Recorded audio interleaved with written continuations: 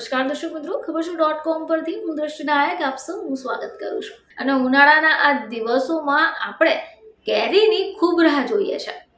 કેરીના ફળનો રાજા પણ કહેવાય છે. જેમ ઉનાળો શરૂ થાય એટલે કેરીનું આગમન બજારમાં થઈ જાય છે. આપણે જાણીએ છીએ કે કેરીની કેટલી બધી જાતો તમને માર્કેટમાંથી મળી જશે, જે આપણે ખૂબ ચાવથી ખાઈએ પણ છે. હવે આવામાં જ્યારે તમે કેરી ખરીદીને ઘરે લઈ આવ્યા, એને ખાવાનું પણ શરૂ કરી દીધું, પરંતુ એ બાદમાં શું, ઘણા બધા લોકોને કેરી ખાધા પછીની સમસ્યા સતાવવાનું શરૂ કરી દે છે. હવે આવામાં તમે શું કરશો?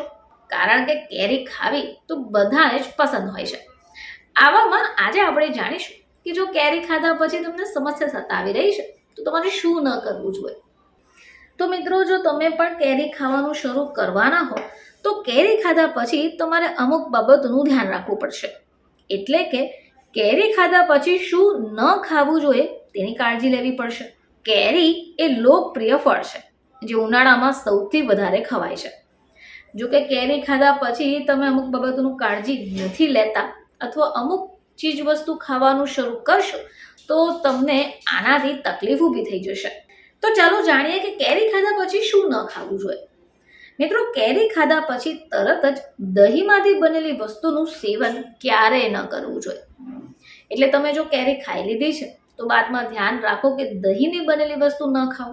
આ સિવાય કારેલા, તો કારેલા અને કેરીને પણ એક સાથે ન ખાવાની સલાહ આપવામાં આવે છે.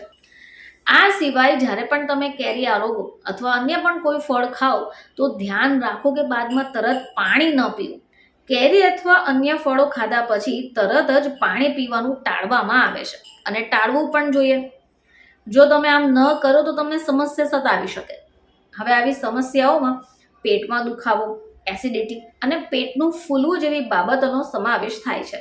આ સિવાય જો તમે કેરી સાથે મસાલાદાર ખોરાક ખાઈ રહ્યા છો તો પણ ન ખાતા, કારણ કે કેરી સાથે જો મસાલાદાર ખોરાક ખાવામાં આવે તો પેટની સમસ્યા તમને થઈ શકે.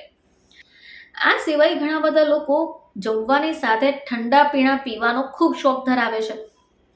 જો તમે પણ ઠંડા પીણા પીવાના શોખીન છો અને કેરી અને ઠંડા પીણા સાથે પી રહ્યા છો તો આવી ભૂલ ક્યારેય ન કરશો. કારણ કે કેરીની સાથે કે પછી કેરી ખાધા પછી પણ તમે ઠંડા પીણા પીશો તો તમને નુકસાન થઈ શકશે. આનાથી તમારા પેટની અંદર એસિડ વધી શકે અને ખાંડનું લેવલ પણ વધી શકે, જે તમને જ તકલીફ કરાવશે.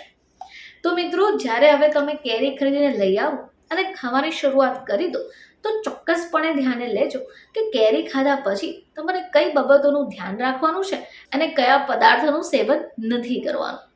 ફરીથી તમારી સમક્ષ હાજર થઈશું. ત્યાં સુધી જોતા રહેજો ખબર છે .com.